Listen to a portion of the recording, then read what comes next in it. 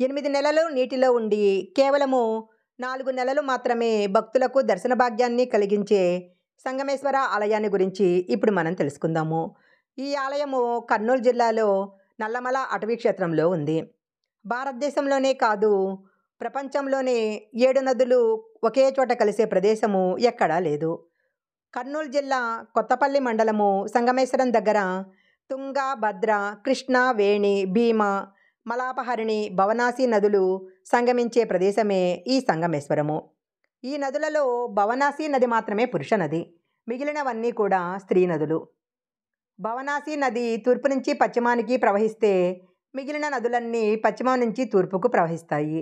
ఈ నదులన్నీ కలిసి జ్యోతిర్లింగము, అష్టాదశ శక్తిపీఠము అయిన శ్రీశైలం పుణ్యక్షేత్రాన్ని తాకుతూ చివరికి సముద్రంలో కలిసిపోతాయి. ఈ సంగమేశ్వర ఆలయానికి మనము వెళ్ళాలంటే కర్నూలు నుంచి ఆత్మకూరు వెళ్ళి అక్కడి నుంచి 40 కిలోమీటర్లు ప్రయాణం చేయాలి. తెలంగాణ ప్రజలు మహబూబ్ నగర్ నుంచి సోమశిల వరకు బస్సులో ప్రయాణించి అక్కడి నుంచి బోటు ద్వారా సంగమేశ్వరం వెళ్ళవచ్చు. సంగమేశ్వర ఆలయం యొక్క ప్రసక్తిని ఎంత చెప్పినా కూడా చాలా తక్కువే. ఈ మధ్య కాలంలో గాయత్రీదేవి గోమాత పాదముద్రలు బహుళ ప్రచారంలోకి వచ్చాయి. కృష్ణానదికి ఒకవైపు తెలంగాణ, మరొక వైపు ఆంధ్రప్రదేశ్ ఉన్నాయి. సిద్ధేశ్వరానికి, సంగమేశ్వరానికి మధ్యలో గాయత్రీదేవి పాదముద్రలు ఉన్నాయి.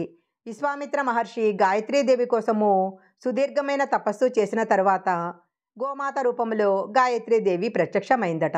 ఆ సందర్భంలోనే రాతిపైన గోమాత పాదముద్రలు పడ్డాయి. ఇప్పటికీ అక్కడ విశ్వామిత్రుడు తపస్సు చేసిన గుహ కూడా ఉంది.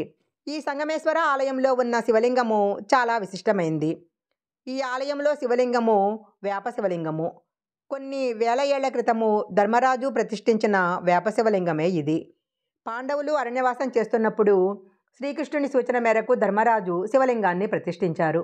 7 నదులు సంగమించే సంగమేశ్వరంలో శివుని పూజ చేయమని శ్రీకృష్ణుడు చెప్పడంతో శివలింగాన్ని తీసుకురమ్మని భీముణ్ణి కాశీకి పంపాడు ధర్మరాజు. ఎంతకు భీముడు రాకపోవటంతో అమృత గడియలు దాటిపోతాయని అక్కడే ఉన్న వేప చెట్టును నరికి శివలింగంగా మార్చి ప్రతిష్ఠించి పూజలు చేశారు. కాశీ నుంచి శివలింగాన్ని తెచ్చిన భీముడు ఆగ్రహంతో ఊగిపోతూ తాను తెచ్చిన శివలింగాన్ని విసిరేశాడట. ఆ శివలింగము ఇప్పటికీ పగిడ్యాల మండలము బీరవోలు వద్ద ఉంది. భీముని ఆగ్రహానికి అర్థం ఉందని ధర్మరాజు మొదట భీమలింగానికి పూజలు చేయాలని చెప్పాడట. కొన్ని వేల సంవత్సరాల క్రితము ప్రతిష్ఠించిన సంగమేశ్వరాలయంలో వేపలింగము ఇప్పటికీ కూడా చెక్కు చెదరకుండా ఉన్నది. ఏడాదిలో 8 నెలలు నీటిలో మునిగి ఉన్న ఈ శివలింగము ఏమాత్రమూ చెక్కు చెదరలేదు. ఈ ఆలయము మొదట నది ఒడ్డున ఉండేది.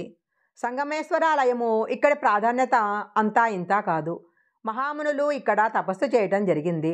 అగస్త్య మహాముని, విశ్వామిత్రుడు కూడా ఈ ప్రాంతంలో తపస్సు చేశారని స్కంద పురాణంలో చెప్పబడింది. అస్థికలు ఈ నదిలో కలిపిన పితృదేవతలకు పిండతర్పణం చేసిన 7 జన్మల పాపాలు నశించిపోతాయి.